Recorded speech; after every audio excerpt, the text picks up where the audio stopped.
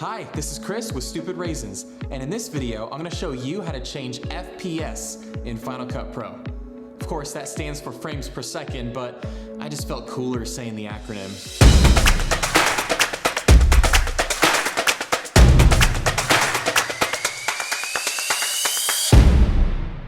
Now I'm going to share with you how to set up your project settings for frame rates in Final Cut Pro, and then we're going to dive into modifying those same existing projects and also how media can complicate that situation.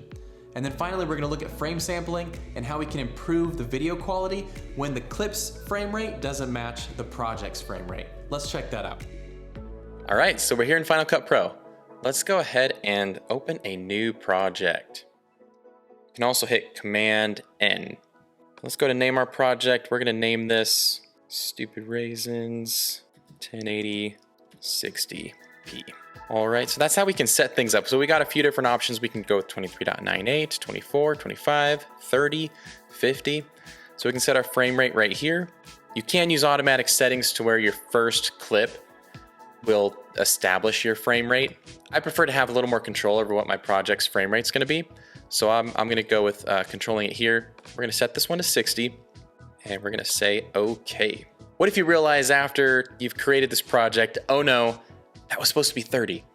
We can click on the project here, slide over to the inspector, and make sure we're on the info inspector. Click on modify, and we can change this around. Let's change this to 30. And we've got a drop down here. We can go to 30p, and boom. Now if we look at our project info, we'll see over here that it's 1080 and 30p. So we were able to do that no problem.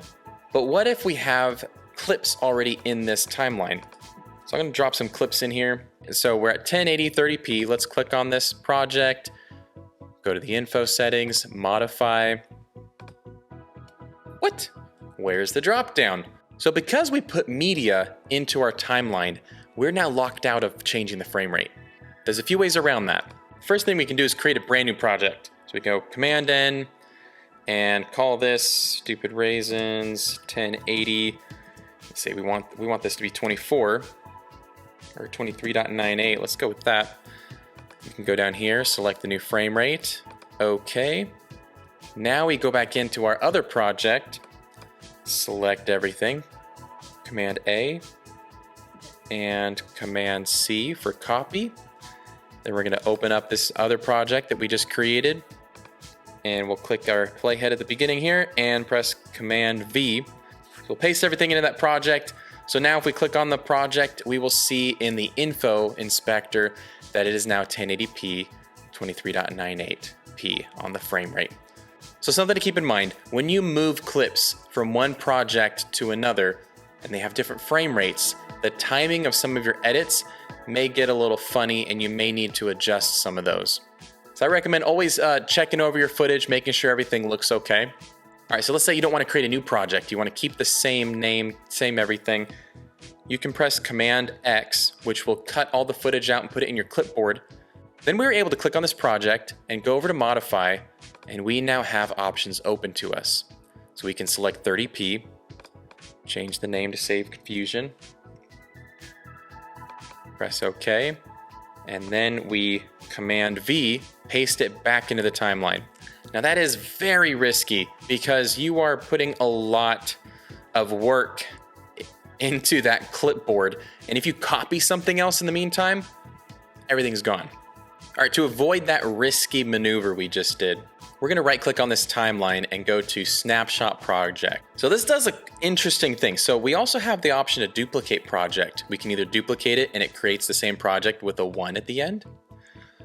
We can also duplicate a project as, which will give you the options to change everything except for the frame rate. You can't do it that way.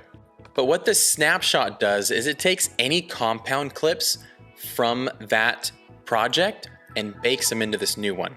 So that if you change those compound clips in other projects, it's not gonna affect this snapshot project. But let's go ahead and change this like we're gonna be, let's just say a 60p timeline. Got to select this clip or these clips and delete them. Now that we've deleted the clips, we can change this frame rate, bump it up to 60.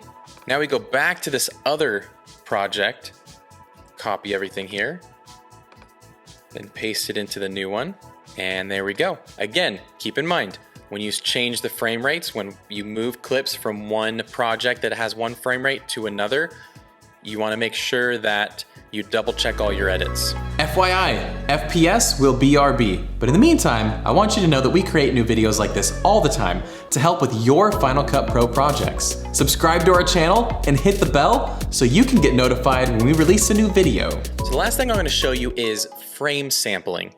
So we're in the 1080 30p timeline, and we have some clips in here. Let's take a look at their properties. In the info inspector, you'll see this is a 25p clip. That means 25 frames per second. And we're in a 30 frames per second timeline. So what happens with those 5 extra frames? So what Final Cut does is it does frame sampling. Now, if you come down here to the video inspector, drop down to frame sampling, it gives us 4 different settings. I'm gonna go over those real quick. On the floor, this is the default setting. Final Cut Pro rounds down to the nearest integer during its calculation to match the clip's frame rate to the project's frame rate. So it does some simple math there. That's the default. It doesn't require any rendering. Then the nearest neighbor, this setting reduces artifacts at the expense of visual stuttering. So it does a similar type of equation, rounding down to, on the integers. Now the third one is frame blending, and it creates in between frames by blending individual pixels of neighboring frames. It reduces visual stuttering, but you may see some visual artifacts. So what happens is it almost creates mini transitions in between frames. Now, most of the time, optical flow is going to give you the best results. It is also very hardware heavy. So optical flow is a type of frame blending that uses an optical flow algorithm to create new in-between frames. This setting usually provides the greatest reduction in visual stuttering and artifacts. So rendering is going to take longer for this one. So you can do these one clip at a time, but I'm going to go ahead and highlight everything in here and scroll back down to frame sampling, and we're going to set everything to the optical flow. You'll see all across the timeline, all these rendering dots. And what that is doing is it's just rendering each part of this footage. You can see even with an M1. All right, so the rendering's done. All right, and when we play that back, it's gonna be nice and smooth. All the frames are gonna be filled up, and it's gonna be sampling everything with that optical flow rather than just filling in gaps with some transition effects. So optical flow is beyond just creating a transition between frames. It actually creates a smoother blend, a smoother flow for your footage. Now, the other thing that's possible in a timeline is you can actually go to the speed retime settings. There's this cool feature here called automatic speed. So when you create that automatic speed, it's going to change the speed of the clip in order to perfectly align with this project's frame rate. In this case, it made it move a little faster. So that optical flow isn't required now because every frame has a home.